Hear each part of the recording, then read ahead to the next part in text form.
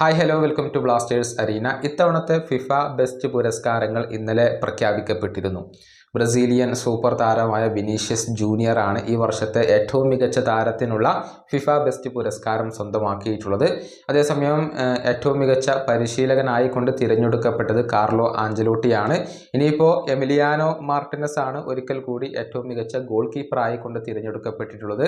ഏറ്റവും മികച്ച ഗോളിനുള്ള Puskás award സ്വന്തമാക്കിയത് അലജാൻഡ്രോ ഗർണാച്ചയാണ്.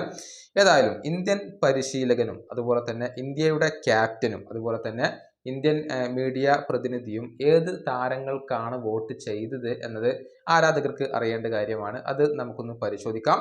ഇന്ത്യൻ ക്യാപ്റ്റനായിക്കൊണ്ട് സന്ദേശ് ജിങ്കനാണ് ഇതിൽ വോട്ട് രേഖപ്പെടുത്തിയിട്ടുള്ളത്.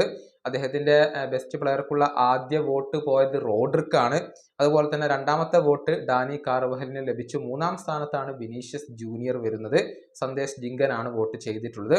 ഇനിയിപ്പോൾ ഇന്ത്യൻ പരിശീലകനായ മനോളോ മാർക്കസിന്റെ കാര്യത്തിലേക്ക് വന്നാൽ ആദ്യത്തെ വോട്ട് അദ്ദേഹം നൽകിയിട്ടുള്ളത് റോഡ്രിക്ക് തന്നെയാണ്. രണ്ടാമത് അദ്ദേഹം ലയണൽ മെസ്സിയെയാണ് പരിഗണിച്ചത്.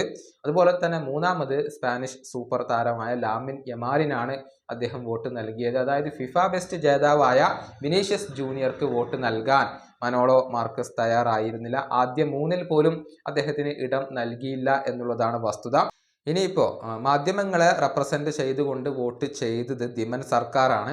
അദ്ദേഹത്തിൻ്റെ ആദ്യ വോട്ട് പോയതും റോഡ്രിക്ക് തന്നെയാണ്. അതുപോലെ തന്നെ രണ്ടാമത് ജൂഡ് ബെല്ലിംഗ്ഹാമും മൂന്നാമത് വിനീഷ്യസ് ജൂനിയറുമാണ് വരുന്നത്. ഇങ്ങനെയാണ് ഇന്ത്യയുടെ വോട്ടുകൾ വരുന്നത്. അതായത് ആദ്യത്തെ വോട്ടുകൾ എല്ലാവരും നൽകിയിട്ടുള്ളത് റോഡ്രിക്ക് തന്നെയാണ്. പക്ഷേ റോഡ്രിയെ പരാജയപ്പെടുത്തിക്കൊണ്ട് ഈ ഒരു പുരസ്കാരം നേടാൻ വിനീഷ്യസ് ജൂനിയർക്ക് സാധിച്ചിട്ടുണ്ട്.